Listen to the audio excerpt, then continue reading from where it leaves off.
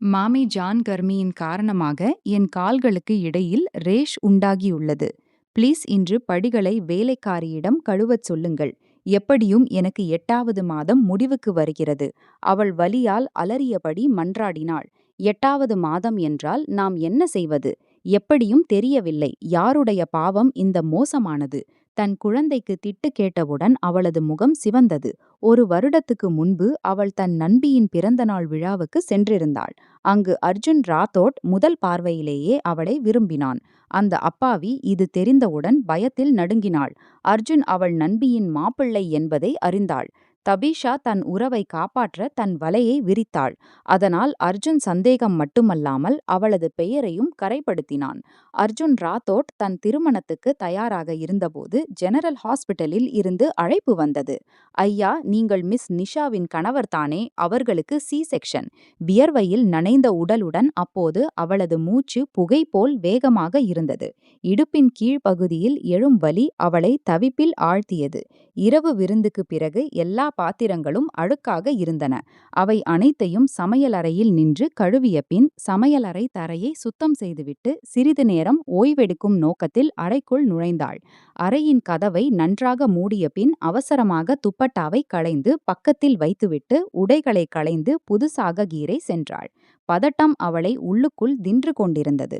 புதுசாக காண பிறகு ஈரமான முடியை துண்டில் சுற்றி கொண்டு வெளியே வந்தவுடன் கதவுக்கு வலுவாக தள்ளப்பட்டது. அவள் சுவரில் மோதினாள். நான் வருகிறேன். அறையின் கதவை மூடிவிட்டு உள்ளே தூங்கிவிட்டீர்களா ராணி? வெளியே வாருங்கள், இப்போதும் படிகள் கழுவ வேண்டியவை உள்ளன. கமலா மாமி தன் கத்தும் குரலில் அவளை அழைத்து புதிய உத்தரவை சொன்னாள். அவள் அவசரமாக கதவை திறந்து கமலா மாமியின் முகத்தை பார்த்தாள். எனக்கு பதட்டமாகிறது, வலியும் மிக அதிகமாக இருந்தது, அதனால் புதுசாக ஆக சென்றேன். இதுதான் உன் டேஷன். இது ஆண்களை உன் பக்கம் ஈர்க்கிறது. கயிறு எரிந்தாலும் முடிச்சு போகவில்லை. வயிற்றில் ஒரு அழுக்கு இருக்கிறது, ஆனால் ஃபேஷன் என்றால் வானத்தை தொடுகிறது. அவளது ஈரமான முடி மற்றும் மின்னும் முகத்தை பொறாமையுடன் பார்த்து கமலா மாமி சொன்னாள்.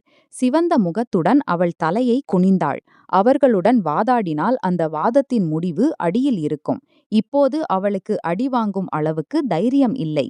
எனவே அமைதியாக திரும்பினாள். கமலா மாமி கையை பிடித்து அவளை தன் பக்கம் திருப்பினாள். அவசரமாக வெளியே வாருங்கள். படிகளை கழுவிய பின் லஞ்ச் தயாரிப்பு செய்யுங்கள். தொந்தரவின் காரணமாக அவளது முகத்தின் நிறம் ஏற்கனவே வெளிறியிருந்தது. ஆனால் கமலா மாமி அவளுக்கு இரக்கம் காட்டுபவர்களில் இல்லை. தன் உத்தரவை சொல்லிவிட்டு அவள் அங்கிருந்து சென்றாள். அவள் தன் கனமான உடலை சமாளித்தபடி ஈரமான கண்களுடன் கண்ணாடிக்கு முன் வந்து நின்றாள். சிவப்பு வெள்ளை வட்டமான மின்னும் முகத்தில் வருத்தமான பார்வை அவளது உள்ளார்ந்த பயத்தை வெளிப்படுத்தியது. தன் பெரிதாகிய வயிற்றின் மீது கை வைத்து அவள் தொந்தரவுடன் கண்களை மூடினாள். அப்போது அவளுக்கு அறையிலிருந்து வெளியே சென்று சமையலறை வரை சாப்பாடு தயாரிக்கும் தைரியம் கூட இல்லை. வேலைகள் முடிவுக்கு வரும் பெயரே இல்லை. கட்டாயத்தை தவிர வேறு வழியும் இல்லை. முடியில் சீப்பு போட்ட பின் அவற்றை கிளிப்பில் பிடித்து தலையில் துப்பட்டா போட்டு வெளியே வந்தாள். நீண்ட நேரம் பக்கெட்டுகளை நிரப்பி படிகளின் கீழ் படிகளை கழுவினாள். ஆனால் இடுப்பு வலி அதிகரித்து கொண்டே இருந்தது. அவளுக்கு இப்போதே விழுந்து இறந்து விடுவது போல் தோன்றியது. இதயம் பதட்டமாக துடித்தது. அவளது மாமியின் மகள்கள் சோனா மற்றும் சுனிதா இருவரும் அறையில் தங்கள் மொபைல்களை பார்த்து கொண்டிருந்தனர். மெதுவாக தன் வேலையை செய்தபடி அவள் திரும்பினாள். ஆனால் இன்னும் மேல் படிகள் சில மீதம் இருந்தன. வெளிப்படையாக இங்கு பெரிய அழுக்கு இல்லை, ஆனால் கமலா மாமி அவளுக்கு வேலை கொடுக்க விரும்பிய ஒரு பிஸியான வேலை. அதனால் அவள் எந்த விதத்திலும் ஓய்வெடுக்க கூடாது. பெருந்தைரியத்தை வரவழைத்து தண்ணீர் பக்கெட்டை வைத்துவிட்டு அறைக்குள் வந்தாள். கமலாதேவி சுகமாக டிவியில் வரும் சீரியலை பார்த்து கொண்டிருந்தாள்.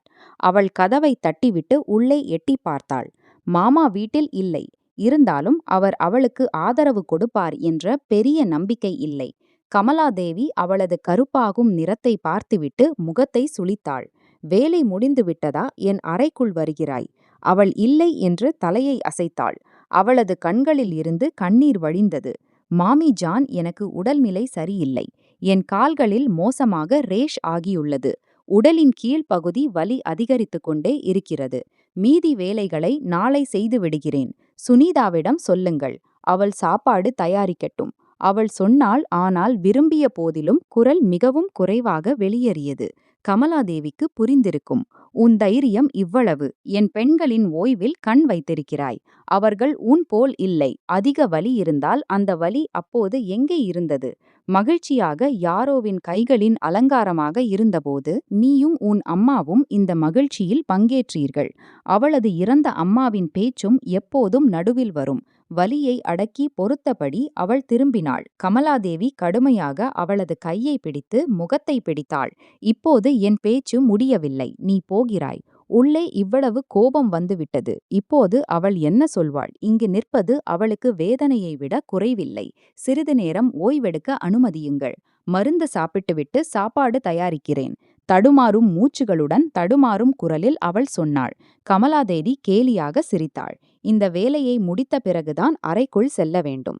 வேலை திருடும் பழக்கம் வந்துவிட்டதா உனக்கு? நான் முடிக்கவில்லை என்றால் தலையில் ஏறிவிடுவாய். போ. அவள் அங்கிருந்து சென்றாள். ஆனால் கமலாதேவியின் முணுமுணுப்பு மிகவும் உரத்ததாக இருந்தது.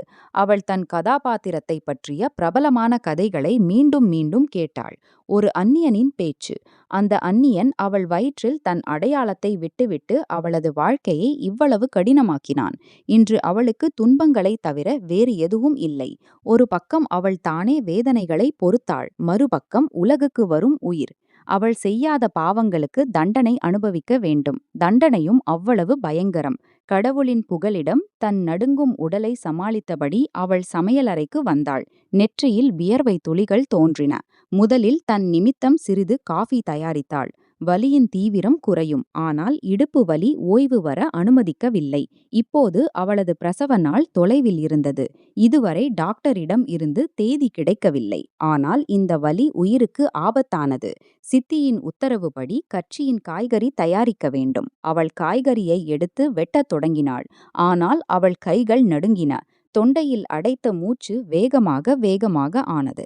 அவளது தலை மோசமாக சுழன்றது. அவள் தன் இதயத்தில் துடிக்கும் துயரத்தை தம் காதுகளில் ஒலிப்பதாக உணர்ந்தாள். குனிந்து கண்ணீர் வழிய கண்களுடன் தன் வயிற்றின் மீது கை வைத்தாள். அவள் என்ன நடந்தது என்று தெரியாது. வலுவாக அவளது தலை மேஜையின் மூலையில் மோதியது.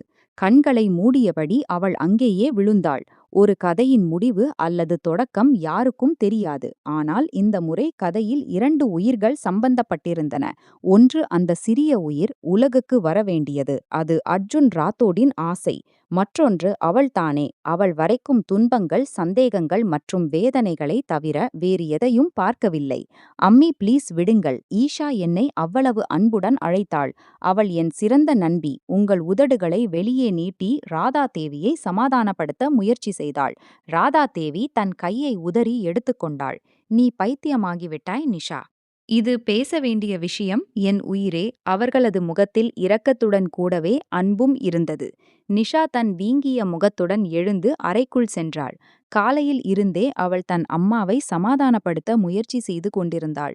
ஈஷாவின் பிறந்தநாள் விழாவுக்கு செல்ல அனுமதி கேட்டு. ஆனால் ராதாதேவி ஆரம்பத்தில் இருந்தே பயந்தவள். அவ்வளவு பெரிய வீட்டு மக்களிடையே அவளை தனியாக எப்படி அனுப்ப முடியும்? அவளுக்கு அங்கு யாரும் தெரியாது. அவளை பொறுப்பேற்று அழைத்துச் சென்று கொண்டு வர யாரும் இல்லை. ஆனால் அவள் ஒரே பிடிவாதத்தை பிடித்திருந்தாள். பொதுவாக அவள் இப்படிப்பட்ட செயல்களை குறைவாகவே செய்வாள். ஆனால் ஈஷாவுடன் அவளுக்கு கல்லூரியில் இருந்தே ஆழமான நட்பு. அதன் பிறகு இருவரும் ஒருவரை ஒருவர் விட்டதில்லை. இப்போது தன் பிறந்த நாள் விழாவுக்கு ஈஷா அவளை அவ்வளவு அன்புடன் அழைத்திருந்தாள். அதோடு டிரைவர் அவளை அழைத்துச் சென்று நேரத்துக்கு வீட்டில் கொண்டு வந்து விடுவார் என்ற வசதியும் கொடுத்திருந்தாள். அதனால் அவளது இதயமும் துடித்தது. எப்படியும் பெரிய வீடுகள் மற்றும் பெரிய அரண்மனைகளை பார்ப்பதில் அவளுக்கு ஆர்வம். ஈஷாவின் வாழ்க்கை முறை எப்படி இருக்கிறது என்பதை நெருக்கமாக பார்க்க விரும்பினாள். அவள் இரவு சாப்பாட்டையும் சாப்பிடவில்லை. அவர்கள் வீட்டில் சாப்பாடு சீக்கிரம் தயாராகும். ஆனால் ராதாதேவி சாப்பாட்டை எடுத்து அவள் அறைக்கு வந்தபோது அவள் மறுத்துவிட்டாள். அழுது அழுது தன் கண்களை சிவப்பாக்கி விட்டாள். அந்த 22 வயது பெண் தன் பலவீனமான அம்மாவின் கட்டாயத்தை புரிந்து கொள்ளவில்லை. ராதாதேவி அவளை பார்த்து தன் அருகில் இழுத்து அணைத்து கொண்டாள். ஏன் ஒவ்வொரு முறையும் பிடிவாதம் செய்கிறாய்? கஷ்டத்தில் தள்ள விரும்புகிறாயா?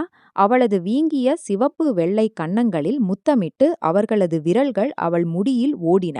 அவர்களது இரக்கத்தில் அவள் சுருங்கி அவர்களது அணைப்பில் படுத்தாள். அம்மி, நாம் எவ்வளவு நாள் பயந்து கொண்டிருப்போம்? நமக்கு வாழ உரிமை இல்லையா? மக்கள் நம்மை பார்த்து காத்திருக்கிறார்களா? முன்பு அப்பா என்னை எங்கும் போக விடுவதில்லை, இப்போது நீங்கள் விடுவதில்லை. இந்த வீட்டில் சிறைப்பட்டு விட்டேன். இன்று அவளுக்கு தெரிந்திருந்தால் தன் அம்மாவிடம் பிடிவாதம் செய்து செல்வது எவ்வளவு விலை கொடுக்கும் என்று. அவள் ஒருபோதும் இங்கிருந்து செல்ல நினைத்திருக்க மாட்டாள். ஆனால் சில சம்பவங்கள் நம் வாழ்க்கையில் எழுதப்பட்டிருக்கும். சரி, உன் நண்பியை அழை, அவள் உன்னை அழைக்க வரட்டும். ஆனால் 1½ மணி நேரம் மட்டும். அதன் பிறகு வீட்டில் இருக்க வேண்டும். தன் பெரிய கருப்பு கண்களை இன்னும் பெரிதாக்கி ராதாதேவியை பார்த்து அவள் குதித்து அவர்களை கட்டிக்கொண்டாள். பிறகு அவசரமாக அவர்களது இரு கன்னங்களையும் முத்தமிட்டு பிரிந்தாள். ராதாதேவியின் உதடுகளில் இரக்கமான புன்னகை பரவியது. தன் செல்லத்தை புன்னகைப்பதை பார்த்து அவர்களுக்கு உயிர் புகுந்தது போல். அவள் உடனே ஈஷாவுக்கு அழைத்தாள். ஈஷா அடுத்த 15 நிமிடங்களுக்குள் டிரைவர் அவர்கள் கதவுக்கு வருவார் என்று சொன்னாள். தயாராகும் போதே அவள் தன் கண்களில் எத்தனை கனவுகளை நெய்து கொண்டிருந்தாள். அன்று அவள் எலுமிச்சை நிற வேலைப்பாடுள்ள டிரெஸ்ஸை தேர்ந்தெடுத்தாள். அதை அப்பாதான் வாங்கி கொடுத்திருந்தார். இன்றிலிருந்து சுமார் 8 மாதங்களுக்கு முன்பு அவள் தன் அப்பாவை இழந்தாள். அது ஒரு கொடிய கார் விபத்து. அது அவள் அப்பாவின் உயிரை விழுங்கியது. அதன் பிறகு அவள் இருளுடன் தொடர்பு கொண்டாள். 2 மாதங்கள் உலகம் எந்த திசையில் செல்கிறது என்று அவளுக்கு தெரியவில்லை. பெரும் கஷ்டத்துடன் தன் அம்மாவுக்காக தன்னை சமாளித்தாள். ஆனால் முழு வீடும் சிதறிப்போனது.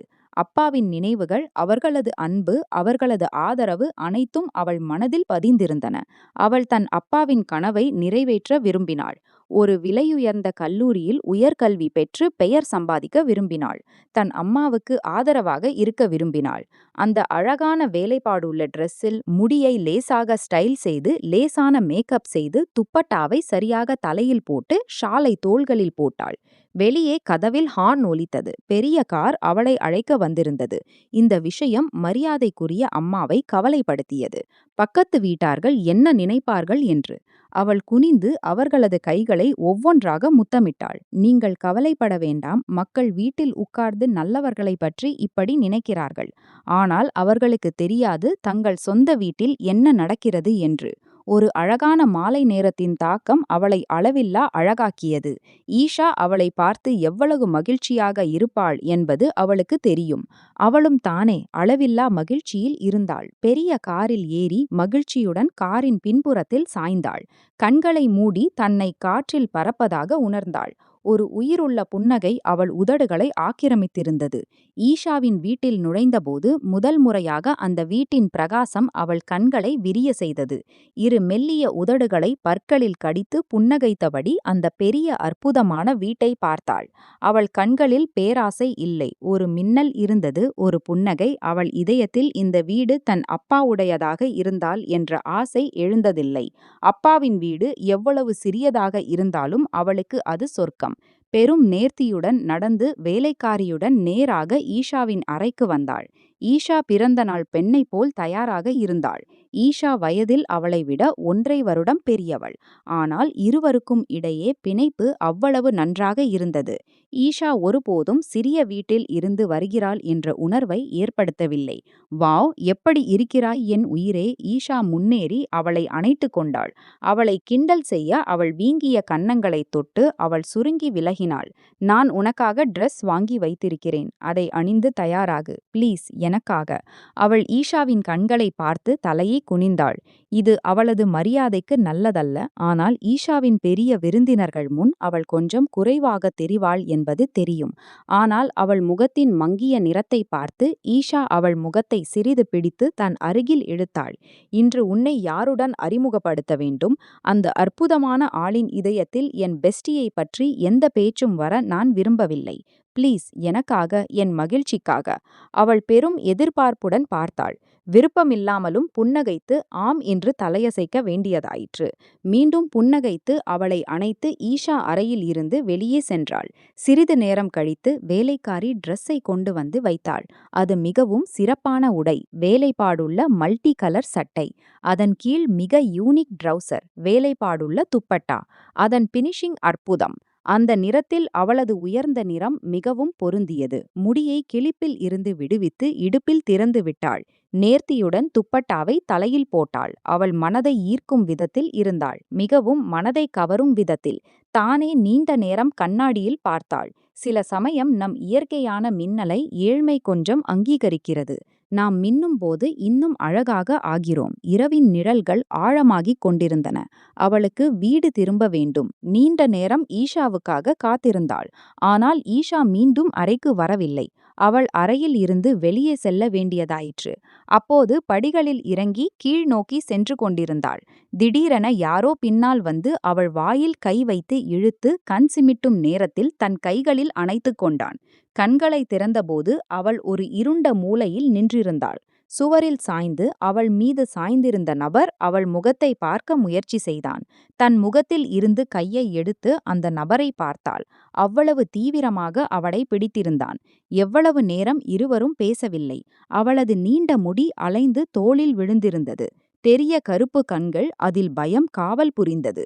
நடுங்கும் உதடுகள் வெள்ளை நிறத்தில் இருந்து சிவப்பாக மாறின. அவன் முன் நின்ற அர்ஜுன் ராத்தோர் அன்று நம்புவதில் வெற்றி பெற்றான். இதயம் துள்ளி தொண்டைக்கு வருவது என்றால் என்னவென்று அவன் பெரும் நேர்த்தியுடன் அந்த அலங்கரிக்கப்பட்ட முகத்தை பார்த்து கொண்டிருந்தான். ஈஷாவின் உடைகளில் வேறு ஏதாவது பெண் அப்போது அவள் அறையில் இருந்து வெளியே வருவாள் என்று அவனுக்கு தெரியாது. அவன் அந்த டிரெஸ்ஸை பார்த்திருந்தான். அந்த டிரெஸ்ஸை கடந்த வருடம் ஈஷாவுக்கு பரிசாக கொடுத்திருந்தான். அவள் தன் நண்பியை அணிய கொடுத்திருப்பாள். அதே பேச்சில் பிறந்த நாள் சர்ப்ரைஸ் கொடுத்து பயமுறுத்த அவளை இழுத்து வந்தான். ஆனால் முன் நின்ற பெண் அவன் மூச்சை அடைக்க செய்தாள். 2 இதயங்கள் ஒரே தாளத்தில் துடித்தன. இருவரும் தெரியாமல் எத்தனை நிமிடங்கள் ஒருவரை ஒருவர் பார்த்து கொண்டிருந்தனர். பிறகு எதுவும் சொல்லாமல் அவள் அவன் கையை தட்டிவிட்டு அங்கிருந்து ஓடினாள். அர்ஜுன் திரும்பி அவள் முதுகை பார்த்தான். ஏதோ அவன் இதயத்தில் மறைந்தது. ஏதோ மிக விசித்திரமானது. எவ்வளவு நேரம் அங்கேயே நின்றான். பிறகு திரும்பி படிகளை நோக்கி வந்தபோது கடைசி படியில் அந்த பெண்ணை பதட்டமாக பார்த்தான். அவள் ஈஷாவுக்கு ஏதோ சொல்லிக் கொண்டிருந்தாள். சாகேத் நின்று அவள் முகத்தின் உணர்வுகளை உற்று பார்த்தான். ஈஷா அவன் பக்கம் கவனம் செலுத்தியபோது ஒரு நிமிடத்தில் அவள் கண்கள் மின்னின. ஹே கஜின், ப்ளீஸ் கீழே வா. ஈஷா அவனை தன் பக்கம் அழைத்தாள். அவன் உறுதியான காலடிகளுடன் கீழே இறங்கினான். ராத்தோர் குரூப் ஆஃப் இண்டஸ்ட்ரீஸ் இன் ஒரே மின்னும் நட்சத்திரம் அர்ஜுன் ராத்தோர். அவனை சுற்றி சுழலும் பெண்களுக்கு குறைவில்லை. அப்படிப்பட்ட ஒரு சுழலும் பெண் ஈஷா ஹசன். அவனது அன்பின் புகழை பாடியபடி எத்தனை வருடங்களாக தன் இதயத்தை அவனுக்கு கொடுத்திருந்தாள். ஆனால் இதுவரை அவன் அவளை தன் சிறந்த நண்பி மற்றும் சித்தியாகவே நினைத்து வந்தான். அதற்கு மேல் எதுவும் இல்லை.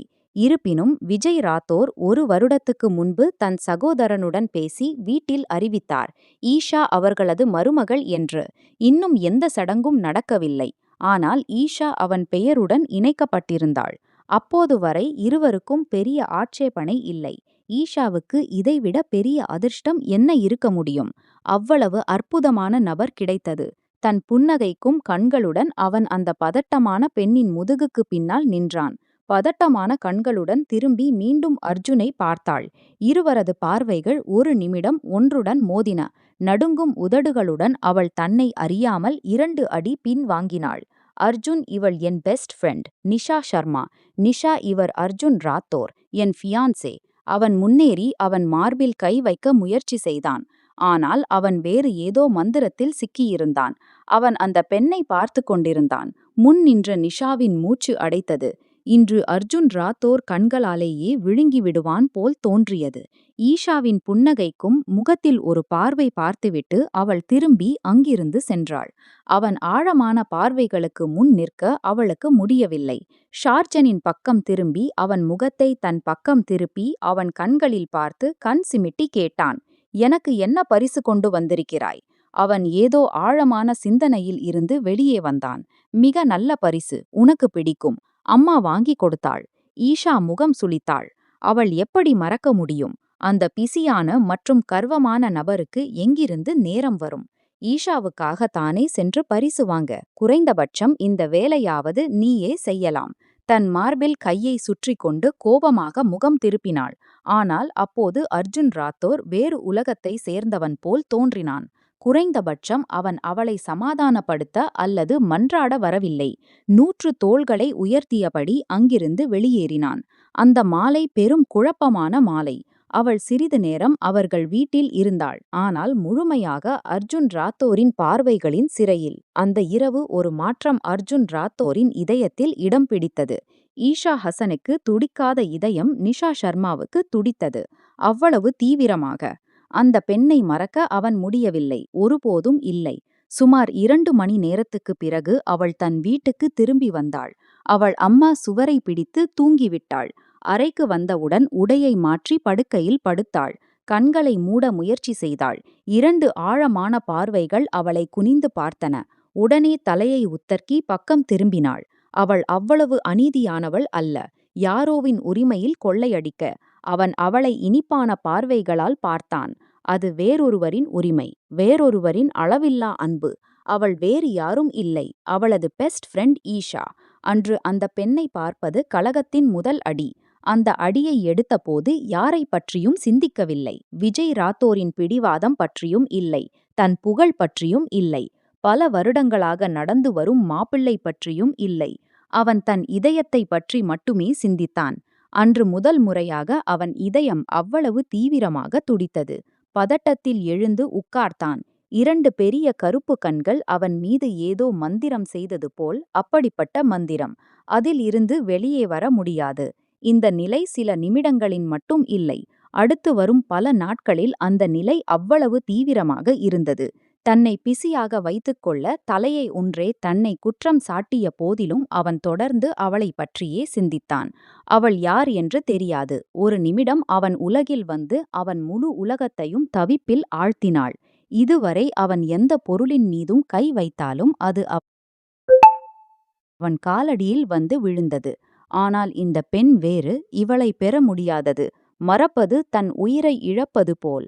அன்று முதல் முறையாக அவன் ஈஷாவை கல்லூரியில் இருந்து அழைக்க சென்றான். இது ஈஷாவின் அன்பு அல்ல.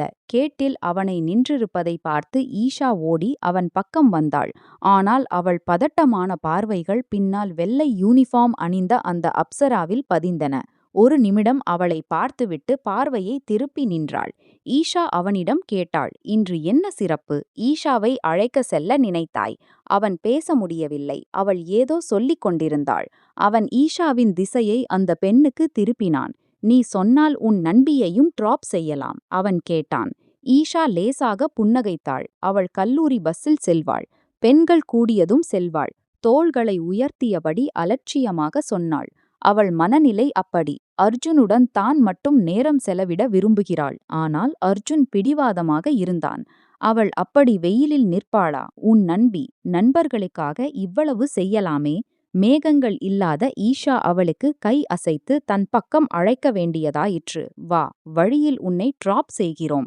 இன்று என் ஃபியான்சே கொஞ்சம் நல்ல மூடில் இருக்கிறான். புன்னகைத்து இந்த இருவரையும் பார்த்து சொன்னாள். அர்ஜுன் பதட்டத்துடன் அவள் முகத்தை பார்த்து கொண்டிருந்தான். இல்லை இல்லை, நீ தெரியும் எனக்கு. பஸ் போகும். 2 அடி பின்வாங்கி தப்பிக்க வழி தேடினாள். ஆனால் அர்ஜுன் தீர்மானித்து வந்திருந்தான். இன்று அவளை தன் பக்கம் இருந்து தூரம் போக விட மாட்டான். உன் நண்பி சொல்கிறாள். போவதில் என்ன தவறு? எப்படியும் நம் வழி அதே. ரிஷா ஆச்சரியத்துடன் திரும்பி அவனை பார்த்தாள். நம் வழி. அவள் ஆச்சரியமாக நின்றாள். இவர்களை டிராப் செய்த பிறகு நல்ல லஞ்ச் செய்வோம். கஜ் ஆச்சரியம் மற்றும் மின்னும் பார்வைகளுடன் அவளை பார்த்து ஈஷா தன் உதடுகளை பற்களில் கடித்து தன் முகத்தின் சிவப்பை மறைத்தாள். அடுத்த நிமிடம் கண்களை காட்டியபடி இழுத்து காரில் உட்கார வைத்தாள். அதிர்ஷ்டம் இவள் மீது இரக்கம் காட்டினால் ஏன் எதிர்மறையாக சிந்தித்து தன் நேரத்தை வீணாக்க வேண்டும்? முதல் முறையாக அர்ஜுனுக்கு இந்த கார் அவன் மகிழ்ச்சியின் அடையாளம் போல் தோன்றியது. இந்த காரில் அவள் இருந்தாள். அவள் இருப்பு அவன் இதயத்தை சுருங்க செய்தது. ஈஷா அன்புடன் அவனை பேசினாள். சிறிய சிறிய பதில்களை கொடுத்தபடி அவள் மென்மையான குரலை பயன்படுத்தினாள்.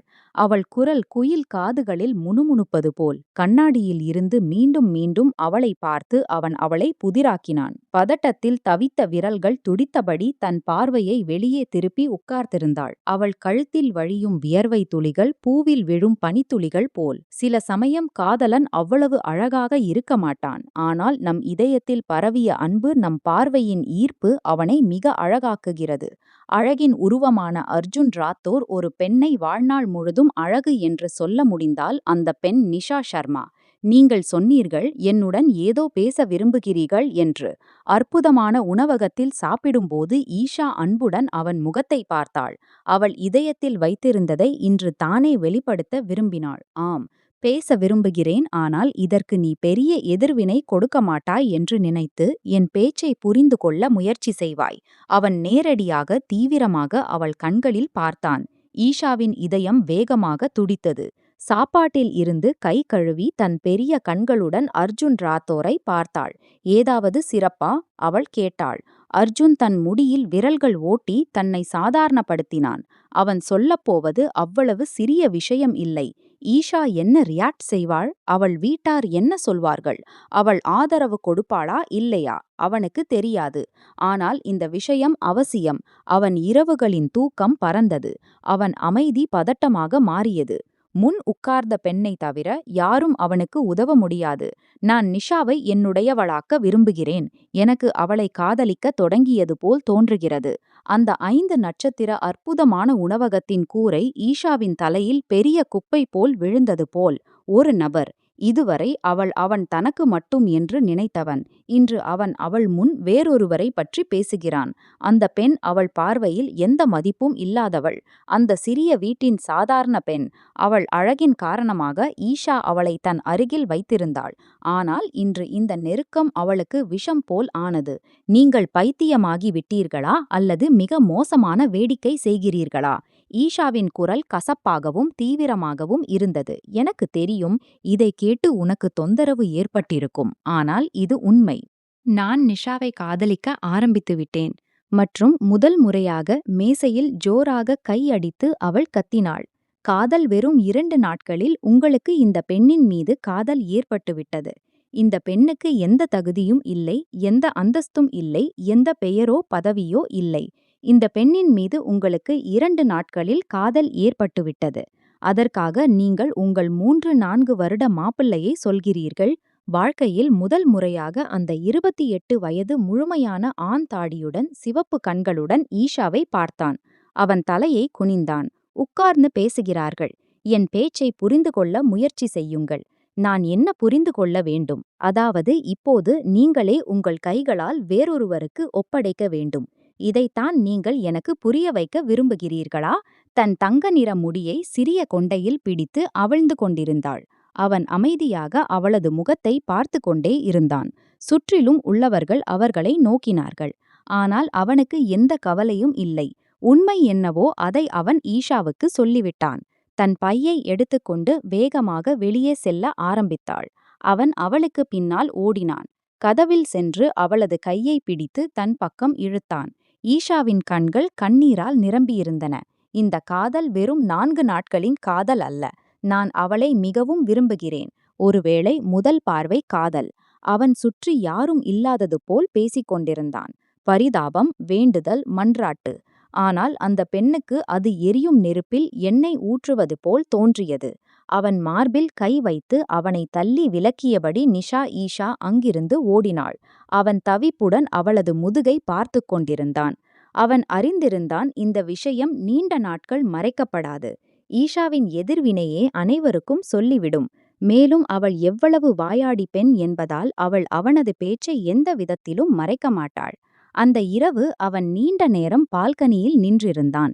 ஈஷா நிஷாவிடம் ஏதாவது சொல்லிவிட்டால் ஒரே கேள்வி திரும்ப திரும்ப அவன் மனதின் திரையில் எழுந்து மங்கிவிடும். அவள் மறுத்துவிட்டால் பிறகு ஒரு அடைப்பு போல் அவனுக்குள் நிரம்ப ஆரம்பித்தது. சிகரெட் துண்டை காற்றில் வீசி உதடுகளில் அடக்கிய புகையை சூழலில் கரைத்தான். அவன் தன் வாழ்க்கையில் நிஷா சர்மாவை சேர்த்துக்கொள்ள முடிவு செய்துவிட்டால் செய்ய வேண்டும். எந்த பெரிய மனிதனுடனும் மோத வேண்டியிருந்தாலும் சரி. அவன் நினைத்துவிட்டான், அவன் நினைப்பதை செய்து முடிப்பான். தன் அளவில்லாத சிவப்பு கண்களை மூடிக்கொண்டு முடியில் விரல்களை ஓட்டினான்.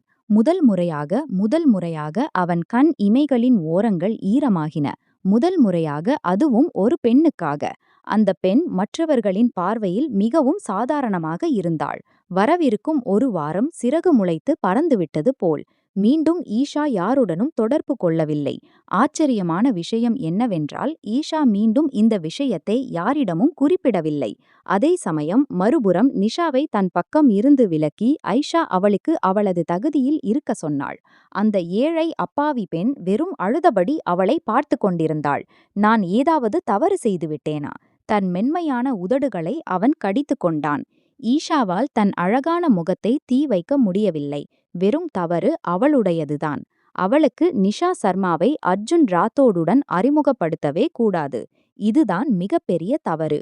அதன் தண்டனையை அவள் எப்போது வரை அனுபவிக்க வேண்டுமோ அவள் நிறைய யோசித்தாள். அவள் மனம் விரும்பியது அவள் பெரிய கலவரம் செய்ய வேண்டும். தாயா பாப்பாவிடம் பேச வேண்டும். அவர்களது மகன் இப்படி செய்ய முடியுமா? ஆனால் ஒவ்வொரு முறையும் ஒரு தோல்வி அவள் முன் வந்து நின்றது. அவள் அறிந்திருந்தாள், அவள் பிடிவாதம் பிடித்தால் அர்ஜுன் அவன் நினைத்ததைத்தான் செய்வான். அவன் ஒருபோதும் திரும்பி வரமாட்டான். அவள் அர்ஜுனை தன் அருகில் கொண்டு வந்து ஏற்றுக்கொள்ள வேண்டுமானால் வெறும் சதி மட்டுமே. அவள் மனம் ஒரு அத்தகைய சதியை பின்னியது.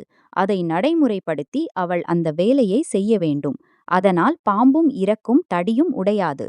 இப்படி யோசித்து அந்த நாள் அவள் தன் தாயாவின் வீட்டுக்கு சென்றாள்.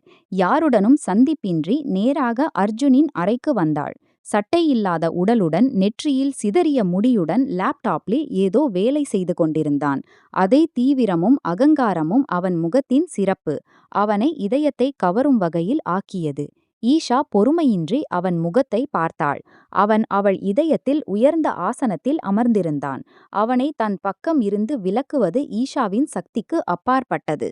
ஆனால் அவள் செய்யப்போவது அவர்களது உறவின் நிலைத்தன்மைக்கு மிக அவசியம். நீண்ட நேரம் அவன் ஈஷாவை பார்த்து கொண்டிருந்தான். அவள் முன்னேறி அவன் இரு கைகளையும் பிடித்து கொள்ளும் வரை.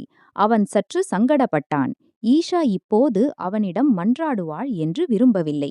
காதலின் கையேந்தி கேட்பாள். ஆனால் ஈஷாவின் வார்த்தைகளை கேட்டதும் ஒரு கணம் அமைதியானான். நான் நிறைய யோசித்தேன். உங்கள் பேச்சில் நிறைய கவனம் செலுத்தினேன். இறுதியில் நீங்கள் வென்றுவிட்டீர்கள். நான் என் அரைகுறை காதலின் துக்கத்தை கொண்டாட முடியும். ஆனால் உங்களை தோற்று போனவராக பார்க்க முடியாது. அவன் இரு கைகளையும் தன் கைகளில் பிடித்து கொண்டு அவன் கண்களில் பார்த்து கொண்டிருந்தாள். நிஷாவை காதலிக்கிறீர்கள். நான் தாயா பாப்பாவிடம் பேசுகிறேன். நிஷாவிடமும் பேசுகிறேன். நான் உங்கள் திருமணத்தை நிஷாவுடன் நடத்தி வைப்பேன். அர்ஜுனுக்கு அது தவறாக கேட்டது போல் இருந்தது. நீ என்ன சொல்கிறாய்? நீ உண்மையாக சொல்கிறாயா ஈஷா?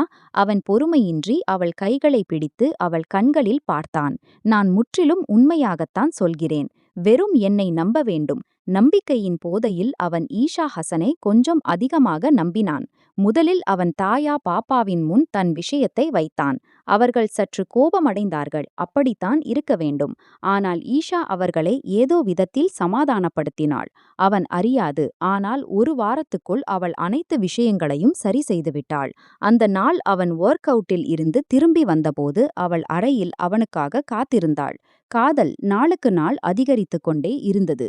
அப்படி ஒரு நாளும் இல்லை அவன் கல்லூரிக்கு முன் வெறும் அவளது ஒரு பார்வைக்காக செல்லாத நாள். அவன் பொறுமையின்மை உச்சத்தில் இருந்தது. ஈஷா பொறுமையின்றி அவனுக்காக காத்திருந்தாள். நான் அனைவரையும் சமாதானப்படுத்திவிட்டேன். வெறும் இந்த ஒப்பந்தம்தான் நான் உங்கள் முன் வைக்க வந்திருக்கிறேன். அது இராணுவ ஒப்பந்தம் நிஷா. அவன் சொன்னான். திருமணத்துக்கு முன் உங்களிடம் சுமார் 5 லட்சம் ரூபாய் வசூலிப்பாள். இது அவளது நிபந்தனை. அவன் அப்படி பேசினான். அர்ஜுன் ஆச்சரியமடைந்து அவளை பார்த்து கொண்டிருந்தான். அதாவது அந்த பெண் அவன் காதலை பணத்தில நிறுத்துகிறாள். உங்களிடம் அவளுக்கு எந்த சிறப்பு பிடிப்பும் இல்லை. ஒருவேளை உங்களைப் போல் லட்சக்கணக்கான ஆண்கள் அவள் சுற்றி சுற்றுகிறார்கள் வெறும் அவளது அழகை பார்த்து. இப்போது அவள் நான் நினைத்திருந்த அதே சூழ்ச்சியை செய்கிறாள். அதனால்தான் என் வேண்டுதல்களுக்கு பிறகு அவள் உங்களுடன் திருமணத்துக்கு சம்மதித்தாள். ஆனால் 5 லட்சம் அவளது நிபந்தனை. உங்களுடன் உறவு எப்படி இருக்கும், என்ன நடக்கும், அது அவளது தனிப்பட்ட விஷயம். ஆனால் அந்த நாள் அவள் உங்கள் வாழ்க்கையில் இருந்து வெளியேறினாள். அந்த நாள் நீங்கள் அவளை தேடி அவள் பின்னால் வரக்கூடாது. அவன் ஆச்சரியமடைந்து குழப்பத்துடன் அவள் முகத்தை பார்த்து 2 அடி பின்வாங்கினான். நீயும் பைத்தியமாகிவிட்டாய். இந்த முறை அவன் குரல் சற்று கடுமையாக இருந்தது. ஈஷா தன் தொண்டையை தெளிவுபடுத்தினாள். அவள் இப்படித்தான் நினைக்கிறாள். அவள் ஒருபோதும் உங்களை காதலிக்க முடியாது. ஆனால் நான் அவளுக்கு நம்பிக்கை கொடுத்தேன். நீங்கள் காதலுக்கு தகுதியானவர். அவன் ஈஷாவின் முகத்தில் வாடிய நிறங்களை பார்த்தான். அவன் நிஷாவை காதலித்தான். காதலின் எல்லை வரை. அவள் அவனை பற்றி அப்படியான எண்ணங்களை வைத்திருந்தாள். அவளை நன்றாக சந்தேகம் கொள்ள வைத்த பிறகு அவள் அறையில் இருந்து வெளியேறினாள். இப்போது அடுத்த முறை நிஷா சர்மாவின். நிஷாவிடம் அவள் பேசிய விதம். அவளுக்கு அந்த உறவை எந்த விதத்திலும் நிலைநாட்ட வேண்டும் என்று புரிய வைக்கப்பட்டது. அவள் திருமணத்தை மறுக்க முடியாது. இல்லையென்றால் அர்ஜுன் அவளையும் அவள் அம்மாவின் உயிரையும் எடுத்து விடுவான். ஏனென்றால் அவன் பிடிவாதத்தில் இருக்கிறான். மேலும் அவள் நிஷாவின் இதயத்தில் இந்த விஷயத்தையும் செலுத்தினாள். அர்ஜுன் வெறும் பெண்களின் இதயத்தை ஏமாற்றுபவன். இறுதியில் அவன் ஈஷாவுடன் தான் திருமணம் செய்வான். அவளை தன் படுக்கையில் கொண்டு வந்த நாளில் அடுத்த நாளே விவாகரத்தை அவள் முகத்தில் வீசிவிடுவான். நிஷா கேட்டுக்கொண்டிருந்தாள். நீ அர்ஜுனுடன் திருமணம் செய்து கொண்டால் அவன் உன் அம்மாவின் பைபாஸ் தொகையிலும் உன் பக்கம் நிற்பான். திருமணத்துக்கு முன் 5 லட்சம் உனக்கு கொடுக்கப்படும். நிஷாவால் நம்ப முடியவில்லை. அவள் வாழ்க்கை எப்படி பெரிய பேரழிவுடன் பழகியது. அவள் ஈஷாவின் ஃபேன் தான். அதே பையன் அவளை தொடர்ந்து பார்த்து கொண்டிருந்தான். அவன் தன் கல்லூரி சுற்றிலும் வருவதை அவள் பார்த்திருந்தாள். இப்போது அந்த நபர் அவளுடன் திருமணம் செய்ய விரும்புகிறான். எவ்வளவு விசித்திரமான விஷயம்! இந்த அனைத்து நிபந்தனைகளுடன் அவள் அம்மா ஒருபோதும் அனுமதிக்க மாட்டாள். ஆனால் வெறும் தன் அம்மாவின் உடல்நிலைக்காக தன் மற்றும் அம்மாவின் உயிரை காப்பாற்ற அவள் திருமணத்துக்கு சம்மதித்தாள். ஆனால் இதயம் சந்தேகங்களால் நிரம்பியிருந்தது. இருவரும் தங்கள் பங்கு தடைகளை இதயத்தில் அலங்கரித்து ஒருவரின் வாழ்க்கையில் கால் வைக்கிறார்கள்.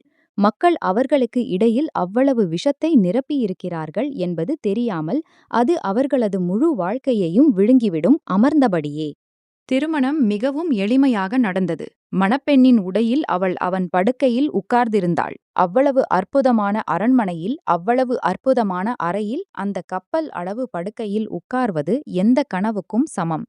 அவள் இதயம் தொடர்ந்து துடித்துக் கொண்டிருந்தது. அர்ஜுன் ராத்தோர் அறைக்குள் நுழைந்தபோது ஈஷா இந்த திருமணத்தில் பங்கேற்கவில்லை. அவள் பின்னிய சதியின் கீழ் வெறும் சில நாட்கள் மட்டுமே அவனை அர்ஜுனின் வாழ்க்கையில் தங்க அனுமதிக்கும். அதன் பிறகு பாதை தெளிவாகிவிடும். அவள் அர்ஜுனை வாழ்நாள் முழுவதும் தன்னுடையவனாக ஆக்கினால் அவன் ஒருபோதும் அவளுடையவன் ஆகமாட்டான். எனவே தன் தாயா பாப்பாவுடன் சேர்ந்து அத்தகைய சூழ்ச்சியை செய்தாள். ஒரு கூட குறைந்த கணமும் இல்லை. அங்கு அவள் மரணத்தை சாப்பிடுவாள். வெற்றி வெறும் அவர்களின் பெயரில் மட்டுமே. அவன் அறைக்குள் நுழைந்த அந்த நேரத்தில் விருப்பமின்றியும் ஒரு இதயத்தை ஈர்க்கும் புன்னகை அவன் உதடுகளில் பரவியது. நிஷா தன் அனைத்து அழகுடன் அழிவை ஏற்படுத்திக் கொண்டிருந்தாள். அந்த மனிதன் இதை ஒப்புக்கொள்ளக்கூட முடியவில்லை. அவள் தன் முன் உட்கார்ந்திருக்கிறாள் என்பதை. அவன் காதலின் விலை பேசிய பிறகும். ஆனால் அவள் கைகளில் இவ்வளவு விரைவாக இது அனைத்தும் ஈஷாவின் காரணமாக. அவன் அவளுக்கு நன்றி செலுத்த முடியாது. வாழ்நாள் முழுவதும் நிஷாவுக்கு முன் நின்று அவன் மயக்கும் வகையில் அவள் முகத்தை பார்த்தான். அந்த நடுங்கும் கண் இமைகளின் உரிமையாளர் பெண்ணும் தன் கண் இமைகளை உயர்த்தி தன் முன் உட்கார்ந்த மனிதனை பார்த்தாள். கரிய கண்கள் தேன் நிற கண்களுடன் மோதின. வெறும் உணர்ச்சிகளின் அலைகள் எழும் கடல். நீ அறிவாய், நான் உன்னை அளவில்லாது காதலிக்கிறேன். அவன் மெல்லிய கையை பிடித்து அவன் உறுதியளித்தான். நீ என் வாழ்க்கையில் வந்து என்னிடம் கேட்டிருந்தால் அனைத்தும் உன்னுடையதாக இருந்திருக்கும். ஆனால் இது ஆச்சரியமான விஷயம் இல்லையா? நீ என் காதலுக்கு விலை வைத்தாய். தன் இதயத்தை ஈர்க்கும் குரலில் மெதுவாக கிசுகிசுத்தபடி நிஷாவின் இதயம் துடித்தது. இன்று முதல் முறையாக அவள் அவனை இவ்வளவு நேரம் பார்த்து கொண்டிருந்தாள். அவ்வளவு அற்புதமான மனிதன் அவளுக்கு கிடைத்தான்.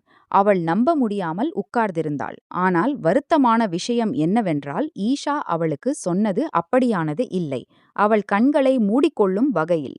விலை பேச நான் யார்? யாருடைய காதலையும் விலை பேசுபவள். என் சொந்த இனம் கூட விலை பேசும் வரம்பில் வந்துவிட்டது. அவள் சொன்னாள். அவள் பெரிய பெரிய கண்களும் ஈரமாகின. தன் மீது வலுக்கட்டாயம் செய்யாமல் எதிரில் இருப்பவன் இடுப்பை பிடித்து அவளை தன் மீது சாய்த்து கொண்டான். அவன் மயக்கும் வகையில் அவள் நடுங்கும் உதடுகளை பார்த்து கொண்டிருந்தான். நீ சொன்னால் அர்ஜுன் ராத்தோர் வாழ்நாள் முழுவதும் உன்னை பார்த்து கொண்டிருப்பான். ஒருவேளை உனக்கு தெரியாது நீ எவ்வளவு அழகானவள் என்பது. தன் அனைத்து காதல்களையும் அவள் இருப்பில் கொட்டியபடி அவன் மெதுவாக உறுதியளித்தான். அந்த நடுங்கும் பெண் அவன் காதல்களை கேட்டு ஆச்சரியப்பட்டாள். அவன் உண்மையில் அவ்வளவு பைத்தியமாக இருந்தானா? இந்த பைத்தியக்காரத்தனத்தை வெளிப்படுத்திக் கொண்டிருந்தான். மாறி மாறி அவள் கண் இமைகளில் உதடுகளை வைத்து அவளை அணைத்து கொண்டான்.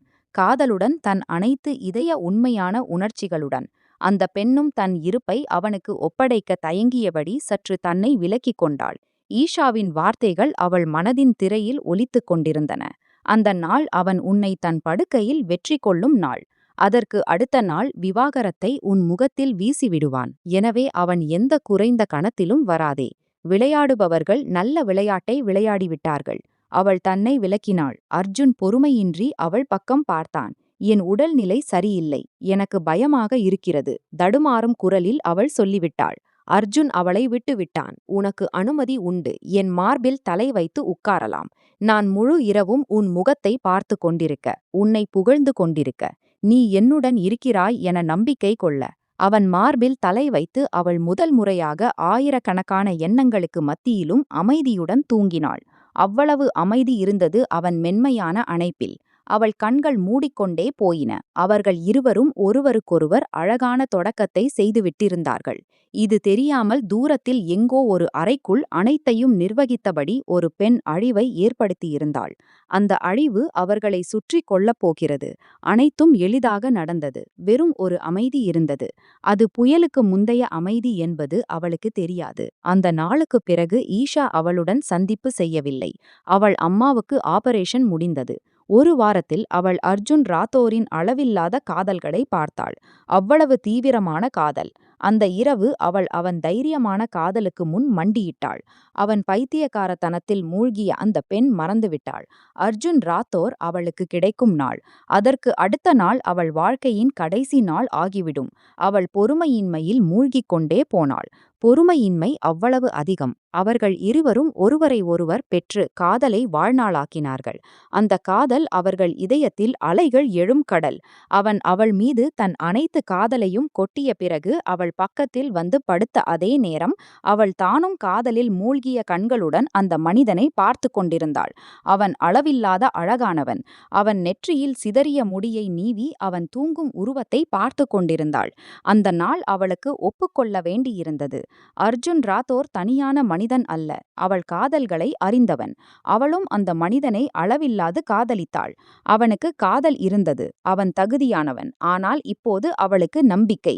அடுத்த காலை அவன் தன் பெயரில் இருந்து தன் பெயரை விடுவித்து அவளை தன் வாழ்க்கையில் இருந்து வெளியேற்றி விடுவான். அவள் விழித்தெழுந்த நேரத்தில் அர்ஜுன் அறையில் இல்லை. ஒரு அதிர்ச்சி அவள் இதயத்தை தன் கையில் பிழிந்து உலுக்கியது. அதாவது ஈஷாவின் பேச்சு உண்மை. அந்த நாள் சந்தேகங்கள் அவளை வதைத்தன. அதே நாள் தன் ஷால் எடுத்துக்கொண்டு அர்ஜுனுக்கு சொல்லாமல் தன் அம்மா வீட்டுக்கு சென்றாள். அவளுக்கு தோன்றியது அந்த மாலை அவனை அழைக்க வருவான். ஆனால் அர்ஜுன் வீட்டுக்கு வந்தபோது புதிய வலையை பின்னியிருந்தார்கள். விஜய் ராத்தோர் அவனுக்கு சொன்னார். அவன் மனைவி இந்த வீட்டில் இருந்து சென்று விட்டாள். அவனுக்கும் தெரிந்துவிட்டது அவனுக்குள் எழும் போரை பற்றி. அவன் ஈஷாவை நண்பன் என்று நினைத்து சற்று பகிர்ந்தான். மற்ற விஷயங்கள் அவர்களுக்கே புரிந்தது. ஈஷா சொன்னாள், இப்போது அவள் தானே அர்ஜுனுக்கு முன் செல்லக்கூடாது. இல்லையென்றால் அவன் அவளுடன் உறவை முடித்துக் கொள்வான். ஏனெனில் அர்ஜுனின் காதல் இங்கு வரைதான். காதல் சந்தேகத்தின் சுழலில் சிக்கியது. அர்ஜுன் தன் நிஷாவில் இருந்து மைல்கள் தொலைவில் சென்றான்.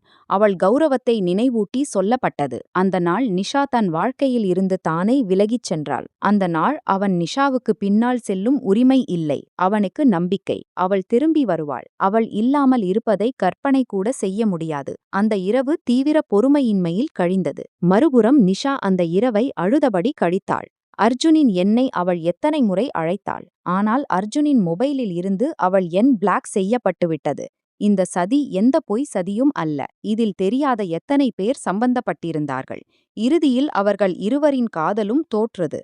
அர்ஜுனுக்கு சுமார் ஒரு வாரத்துக்கு வெளிநாடு அனுப்பப்பட்டான். அவனுக்கு நம்பிக்கை. அவள் திரும்பி வருவாள். நிச்சயம் திரும்பி வருவாள். இல்லையென்றால் இங்கிருந்து திரும்பிய பிறகு அவனே அவள் அருகில் வருவான். ஆனால் இது தெரியாமல் எடுக்கப்படும் முடிவுகள் காதல்களை விழுங்கிவிடும். ராதாதேவிக்கு தெரிந்தபோது அவர்கள் மகள் வெறும் பயன்படுத்தப்பட்டாள். அவள் திரும்பி வந்துவிட்டாள். இந்த விஷயம் அவர்கள் இதயத்தில் அவ்வளவு பாதிப்பை ஏற்படுத்தியது.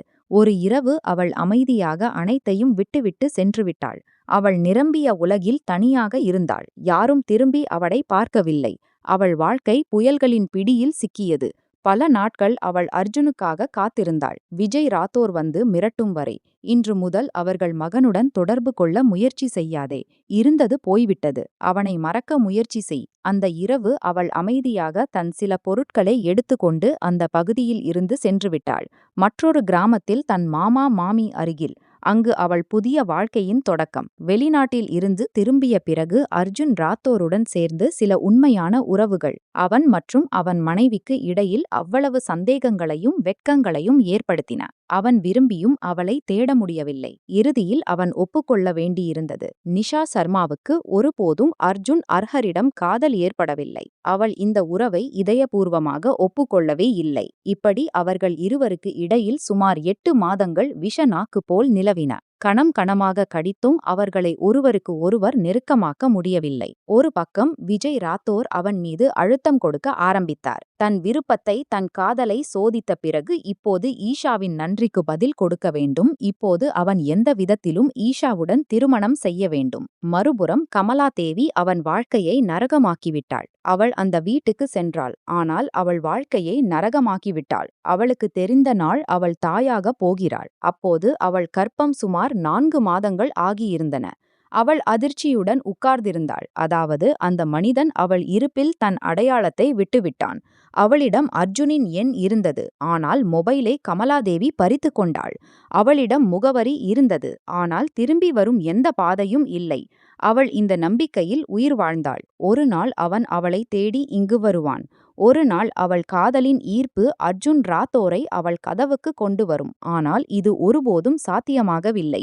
அந்த தாயின் பாசத்தில் வளர்க்கப்பட்ட மகள், கணவன் காதலின் உயர்ந்த ஆசனத்தில் அமர்த்தியவள், அவள் வேலைக்காரர்களை விட மோசமான வாழ்க்கையை கழிக்க நிர்பந்திக்கப்பட்டாள்.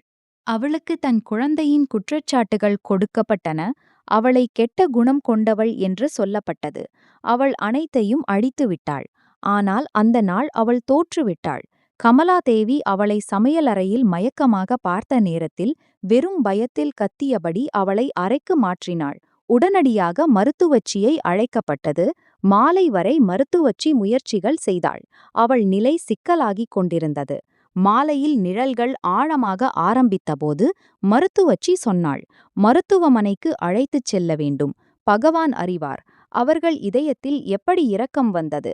மாமா அவளை ஜெனரல் ஹாஸ்பிட்டலுக்கு மாற்றினார். அவள் வலியால் தவித்துக் கொண்டிருந்தாள். அந்த நாள் அவள் நம்பிக்கை கொண்டாள். அவள் இறந்து விடுவாள். அவளுடன் சேர்ந்து அவள் குழந்தையும்.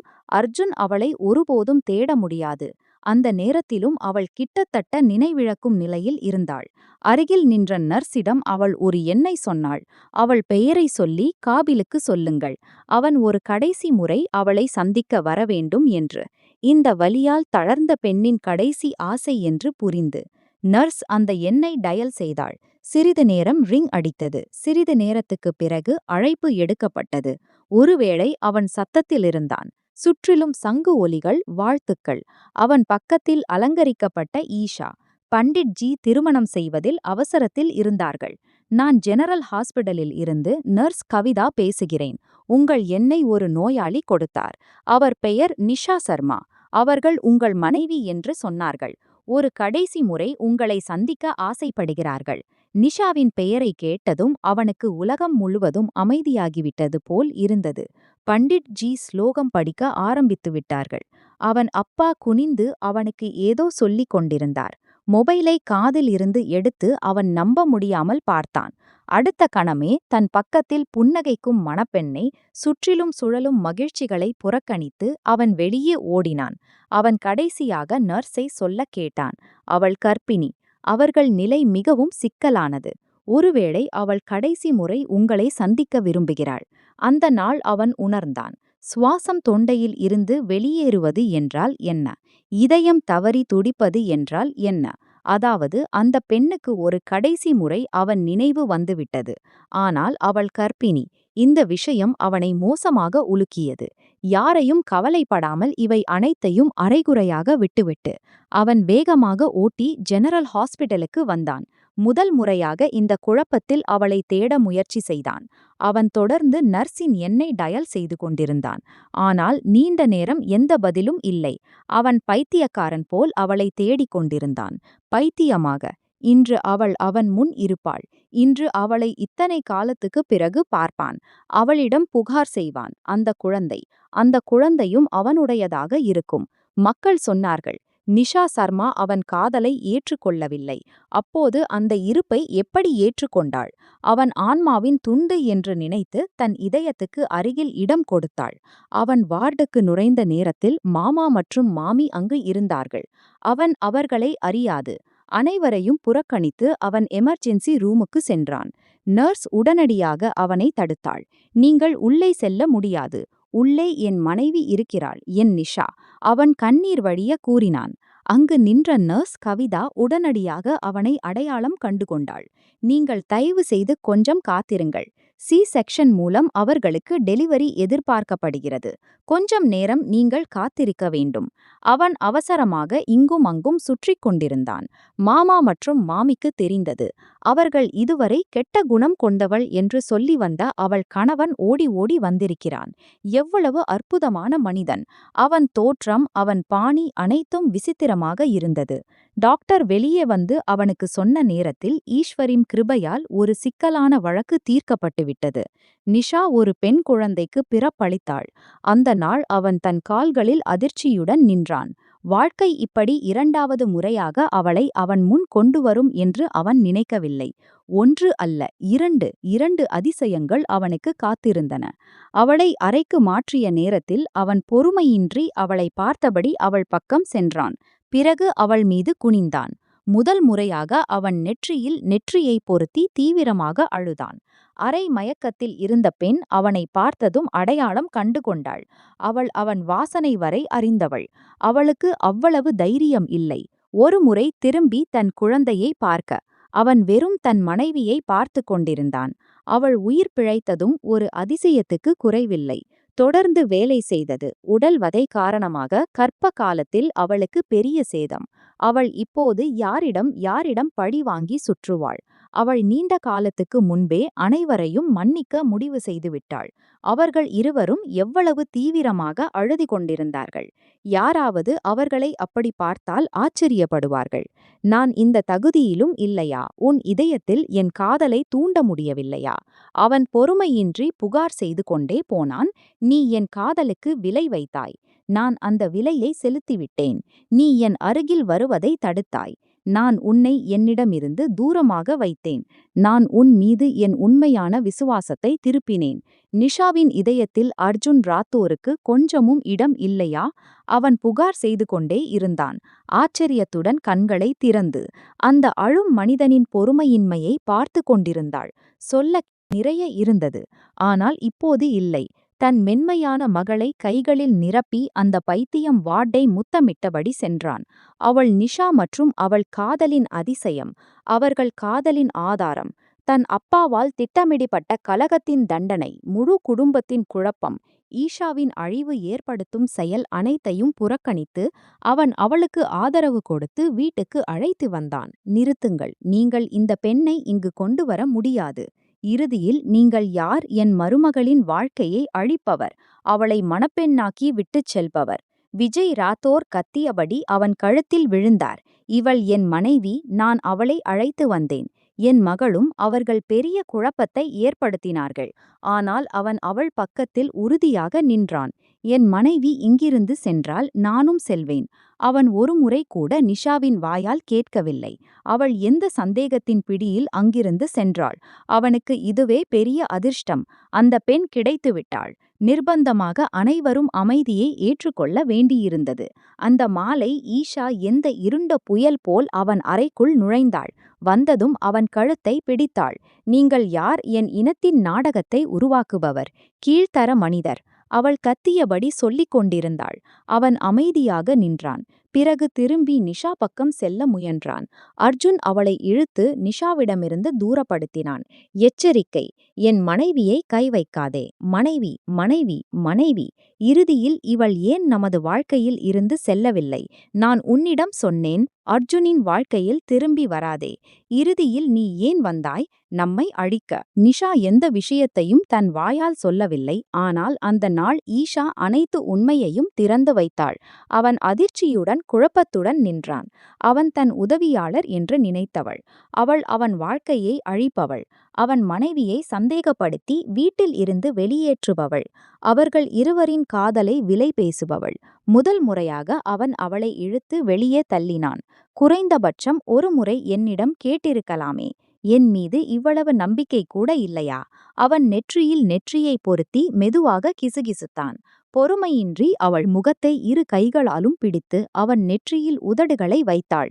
எனக்கு இந்த உலகில் உங்களை விட பிரியமானவர் யாரும் இல்லை. உங்கள் மகிழ்ச்சிக்காக யாராவது என்னிடம் சுவாசம் கேட்டாலும் நான் அதையும் மகிழ்ச்சியுடன் கொடுப்பேன். அவள் உறுதியளித்தாள், அழுதபடி. அர்ஜுன் அவள் கண்களில் ததும்பும் காதலை பார்த்து கொண்டிருந்தான். அவர்கள் இருவருக்கும் நம்பிக்கை. இன்று முதல் எந்த சந்தேகமும் அவர்கள் பாதையில் தடையாகாது. எந்த விஷயமும் அவர்களை ஒருவரிடமிருந்து ஒருவரை தூரப்படுத்தாது. ஒருபோதும் இல்லை. அவன் உதடுகளில் பைத்தியக்காரத்தனத்துடன் குனிந்து அவன் பொறுமையின்மைகளை கொட்டினான். இவ்வளவு உரிமை இருந்தது. நீண்ட காலத்துக்குப் பிறகு அந்த காதலி